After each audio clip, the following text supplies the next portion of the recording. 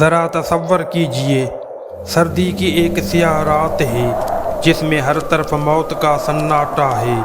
ایک ٹوٹے ہوئے جھوپڑے کے اندر ایک جوان عورت زندگی اور موت کی کشمکش میں مبتلا زچگی کی تکلیف سے چیخ رہی ہے۔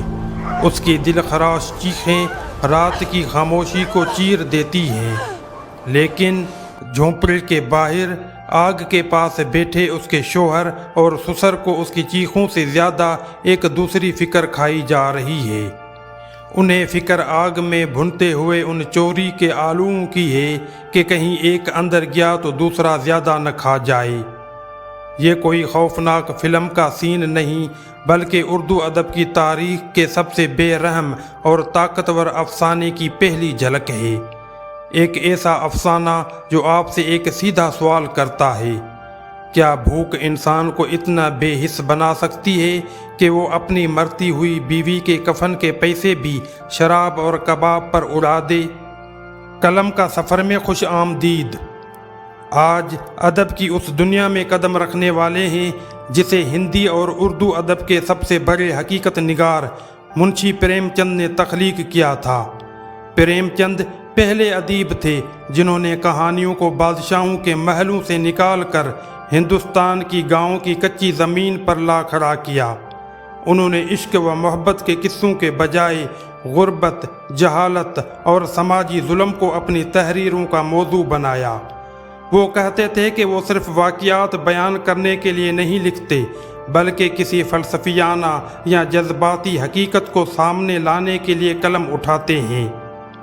کفن ان کی ادبی سفر کے آخری دور کا وہ شاہکار ہے جس میں حقیقت اتنی بے رحمی سے سامنے آتی ہے کہ پڑھنے والے کا کلیجہ منہ کو آ جاتا ہے۔ کہانی کے مرکزی دو کردار ہیں، گھیسو باپ اور مادھو بیٹا۔ پریم چند بتاتے ہیں کہ یہ چماروں کا کنبہ تھا اور سارے گاؤں میں بدنام۔ یہ جملہ صرف ان کی غربت نہیں بلکہ ذات پات کے اس ظالمانہ نظام میں ان کی نچلی سماجی حیثیت کو بھی واضح کرتا ہے۔ ان کی کام چوری اور کاہلی پورے گاؤں میں مشہور ہے۔ گھیسو ایک دن کام کرتا تو 3 دن آرام۔ مادھو اتنا کام چور تھا کہ گھنٹہ کام کرتا اور گھنٹہ بھر چلم پیتا۔ ان کی بے حسی کی انتہا اس وقت نظر آتی ہے جب اندر تڑپتی ہوئی بدھیا کے بارے میں مادھو کہتا ہے، مر نہیں ہے تو جلدی مر کیوں نہیں جاتی، دیکھ کر کیا آؤں۔ یہ جملہ کسی ظالم انسان کا نہیں بلکہ ایک ایسے شخص کا ہے جس کے اندر سے احساس کی صلاحیت ہی ختم ہو چکی ہے۔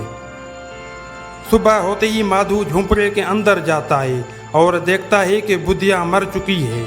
اس کی آنکھیں پتھرائی ہوئی ہیں، چہرے پر مکھیاں بھن بھنا رہی ہیں اور اس کے پیٹ میں بچہ بھی مر گیا ہے۔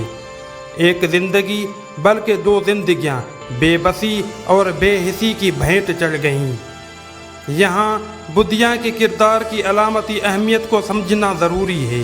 اگرچہ وہ ایک غیر فعال کردار ہے جو پورے افسانے میں پس پردہ رہتی ہے، لیکن کہانی کا پورا ڈھانچہ اسی کے وجود پر کھڑا ہے۔ پریم چند بتاتے ہیں کہ جب سے بدھیا بیاہ کر اس گھر میں آئی تھی، اس نے اس خاندان میں تمدن کی بنیاد ڈالی تھی۔ وہ پیسائی کر کے، گھاس چھیل کر ان دونوں کے پیٹ کا دوزخ بھرتی رہتی تھی۔ اس کی موت صرف ایک فرد کی موت نہیں بلکہ اس گھر سے تہذیب، محنت اور امید کی آخری رمق کی بھی موت ہے۔ بدھیا کی موت کے بعد گھیسو اور مادھو کی زندگی کا سب سے بڑا ڈرامہ شروع ہوتا ہے۔ وہ چھاتیاں پیٹتے اور بین کرتے ہوئے گاؤں کے زمیندار کے پاس پہنچتے ہیں۔ زمیندار جو ان کی اصلیت سے اچھی طرح واقف ہے انہیں گالیاں دیتا ہے، لیکن سماجی رسم اور ہمدردی کے دکھاوے کے دباؤ میں آ کر 2 روپے ان کی طرف پھینک دیتا ہے۔ خبر گاؤں میں پھیلتی ہے اور رسم قدیم کے مطابق لوگ مدد کو آ جاتے ہیں۔ وہ لوگ جو ان دونوں کو کام چور اور ناکارہ سمجھتے تھے اب ان کی مدد کرنا اپنا فرض سمجھتے ہیں۔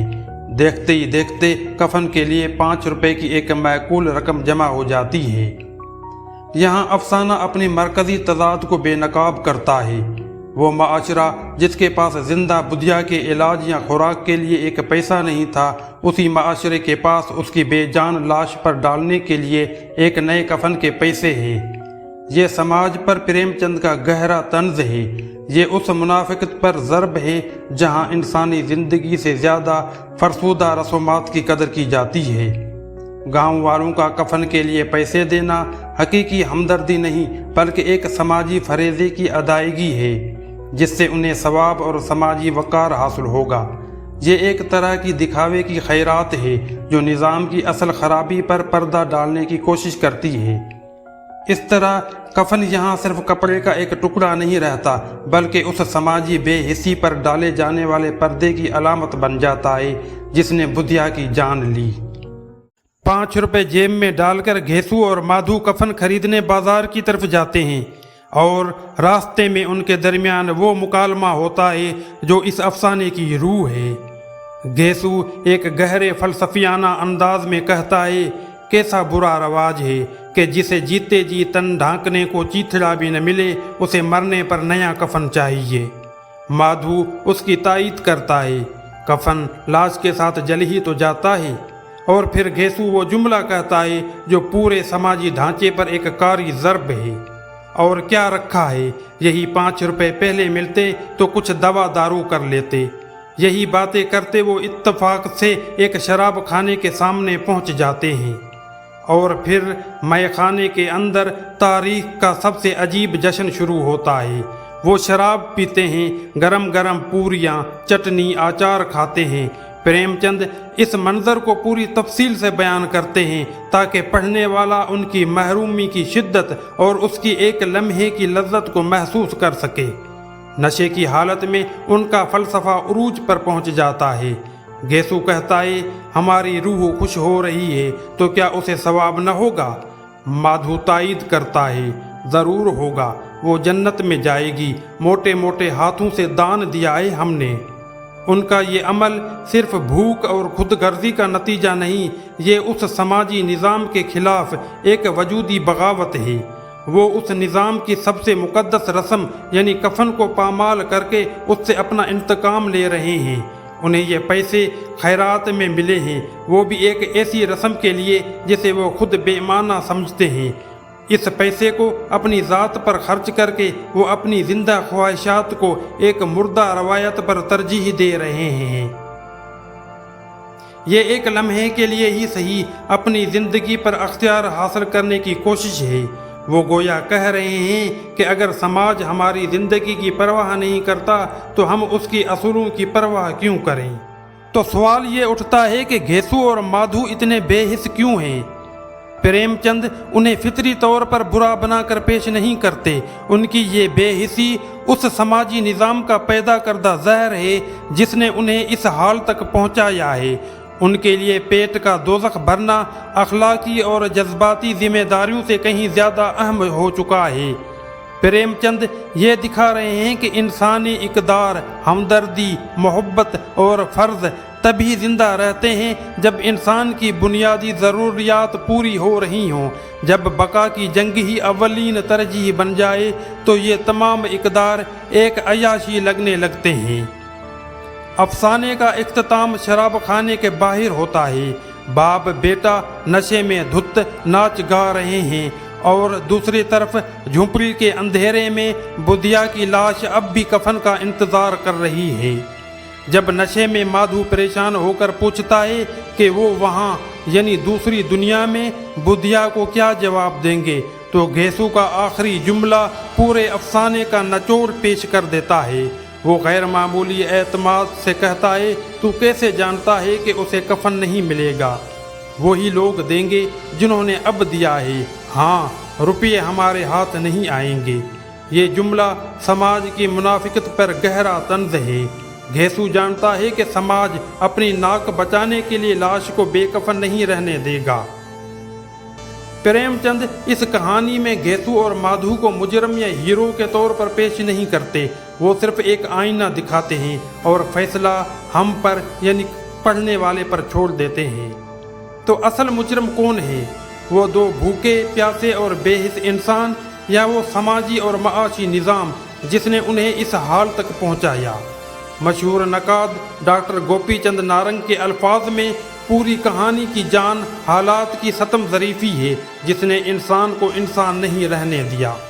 قلم کے سفر کے دوستو، افسانہ کفن صرف 1936 کی ہندوستان کی کہانی نہیں ہے۔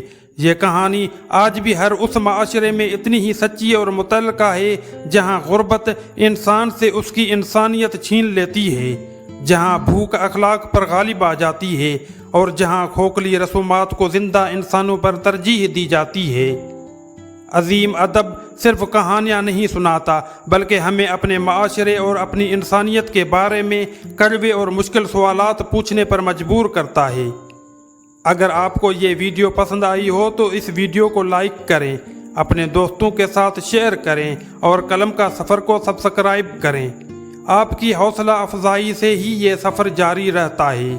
اگلی بار ایک اور ادبی شہکار کے ساتھ آپ کی خدمت میں حاضر ہوں گے، تب تک کے لیے اجازت دیجیے۔